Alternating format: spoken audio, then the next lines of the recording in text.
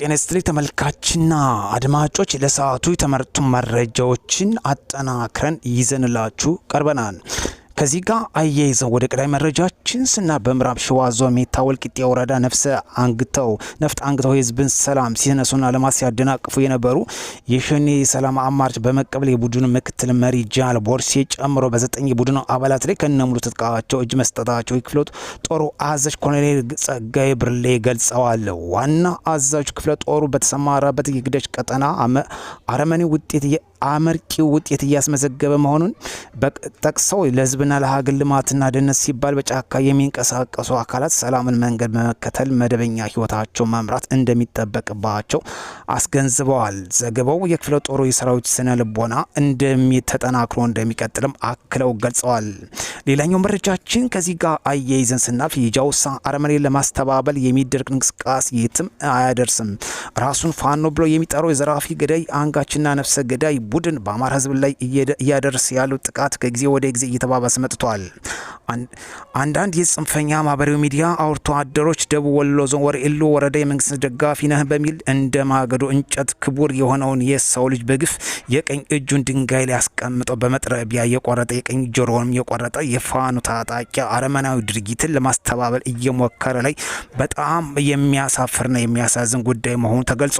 ከነዚህ ኃይሎች ለአማራ ህዝብ ምንም ደንታ የሌላቸው ማፈሪያ መሆናቸውም ተጠቅሷል። አትይዙም እንጂ ስልጣን ብትይዙ ህዝቡን እንዴት እያረዳችሁ እንደምትጨርሱት አንዱ አመላካች ጉዳይ መሆኑ ነው የተገለጸው። ሌላኛው መረጃችን ወደ ቻናል ቤተሰብ ተከታታዮች አዲስ ሆነ ሰብስክራይብ ሆናችሁ ላይክ ሼር ማድረጋችሁን እንዳትረሱ። ከዚህ ጋር አያይዘን ወደ ቀጣይ መረጃችን ስናልፍ የኛ እዝ ኮር በተሰማራበት የግዳጅ ቀጠና ከህዳር 13 ቀን 2018 ዓ.ም ጀምሮ በተካሄደው አሰሳና ስምሪት ራሱን ፋኖ እያለ የሚጠራውን ጽንፈኛ ቡድን አሸባሪው የሸኔን ቡድን ተከታትለው በመምራት አኩሪ ድል መመስገቡም ተገልጿል። ኮሩ በተሰማራበት በአማራ ክልል ምስራቅ ጎጃም ዞንና አዋሳኝ በሆነው ኦሮሚያ ክልል ሰሜን ሸዋና በምዕራብ ሸዋ ዞኖች በጠላት ላይ ይንቀሳቀስባቸዋል በተባሉ አካባቢዎች ስምሪት ባካሄዱ በርካታ ጽንፈኛውን አሸባሪ ሸኔ በመደምሰስ አካባቢ ማጽዳት እንደተቻለ ተገልጿል። በምስራቅ ጎጃም ዞን ደባይ ጠላት፣ ደብረ ኤልያስ፣ ቸርችክል፣ ዶጎልማ፣ ወርቃማ፣ ግራ ቀደም፣ ያግድ እና ሌሎችም የሚጠቀሱ ቀጠናዎች ላይ ሲንቀሳቀስበት በነበረው ላይ አመርቂ ውጤት በማምጣት ጠላት ድባቅ እንደተመታ ተገልጿል። በዚህም በተገኘው ድል በጠላት ላይ ከደረሱ ኪሳሮች 106 የቆሰለ 150 እጅ የሰጠ 98 የጠላት ሴራና ሎጂስቲክ 110 በድምሩ ወደ 470 ላይ በጠላት ላይ ከፍተኛ ኪሳራ እንደደረሰ ተገልጿል ማለት ነው። ወደ ቻናል ቤተሰብ ተከታታዮች አዲስ የሆነ ሰብስክራይብ ሆናችሁ ላይክ ሼር ማድረጋችሁን እንዳትረሱ።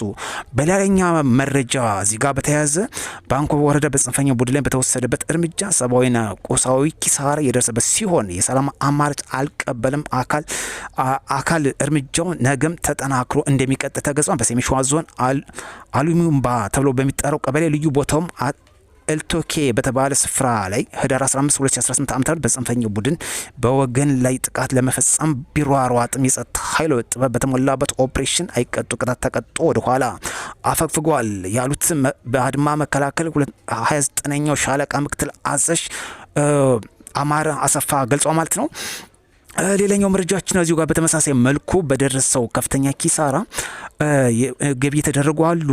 በተለይ አንድ ሞተር ሳይክል፣ አንድ ጥቁር ክላሽ፣ 3 የክላሽ ካዝና፣ 40 የጎራሽ ካዝና በአጠቃላይ በርካታ ገቢ ማድረጉን ነው የተጠቀሰው። ውድ ቻናል ቤተሰቦች አዲስ ሰብስክራይብ ቢሰኖች ላይክ ሼር ማድረጋችሁን እንዳትረሱ።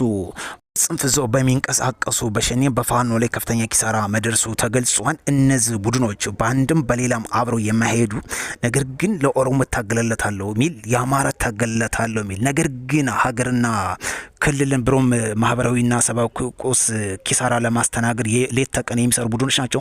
በእነዚህ ላይ እንግዲህ እግር በእግር እየተከታተለ የሀገር ሰላም አስከባሪ ኃይል በአካባቢ ከሚገኙ ሚሊሻና የጸጥታ ክፍል በመዋቅር በመቀናጀት ባደረሱ ኦፕሬሽን ነው ይህ ሁሉ ከፍተኛ ኪሳራ ሊያስተናግድ ወይም ሊደርስበት በጠላት ላይ የቻለው። ስለዚህ ማህበረሰቡ ምድረው በንቃት መከታተል እንደሚያስፈልግ ዋና አዛዦች ጠቅሰዋል። ለሀገራችን ሰላም ነው የሚያስፈልገው። በተለያየ አቅጣጫ በሀሳብ ልዩነት ስምምነት ሊሆን ይችላል። ታጥቃችሁ ነፍጥ አንስታችሁ ጫካ የገባችሁ መንግስት ያቀረበላችሁን የሰላም አማራጭ ብትጠቀሙበት መልካም ነው እንላለን። በነፍጥ 4 ኪሎ መግባት አይቻልም፣ አይታሰብም፣ ደግሞም አይሞከርም። በትዕቢት ተነፍቶ እንግዲህ ወደ ጫካ በገቡ እንግዲህ 3 4 5 6 7 ዓመት አስቆጥረዋል በተለያየ ጊዜ ቢሆንም ነገር ግን ወደ አሰቡት መጓዝ ያልቻሉበት ሁኔታ ከማህበረሰቡ የተገነጠሉ ወይም የተለዩ ስለሆነ ነው። ስለዚህ የሰላም አማራጭ ተጠቀሙበት። መንግስት ክፍት አድርጎ በንግግር በድርድር ስልጣን መያዝ መምራት ይቻላል። ለዚህ ደግሞ በሩን ክፍት አድርጎ መንግስት ዛሬም ነገም እየተቀበለ ይገኛል። ከዛ ውጭ ግን የሚመጣ ለውጥ የለም። የማህበረሰቡን ወደ ኋላ ኢኮኖሚ ከማውደም ውጭ የሚያመጡት ለውጥ አለመኖሩ በጽኖት ሊሰመርበት የሚገባ ነው። ውድ ቻናል ቤተሰቦች ሰብስክራይብ በማድረግ ቤተሰብ ትሆኑ ዘንድ በአክብሮት እየጠየቅን በሌላ መረጃ እስክንገናኝ መልካም ምሽት እንዲሆንላችሁ ከወዲሁ እንመኛለን።